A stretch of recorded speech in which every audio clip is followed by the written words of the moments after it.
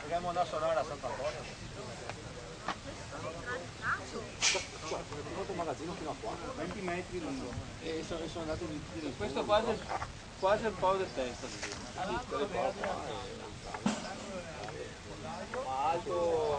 E a tromba d'aria ne porta via mezza casa, che vede anche altri, e tutti i casoni, diciamo casoni, tutte le capanne che fa l'agricoltura, i trattori, i ape, i cassette, che potete vedere benissimo, e che ha distrutto, ha fatto tavola a rasa. Quindi ero sotto il capanno che devo mettere poste verdure.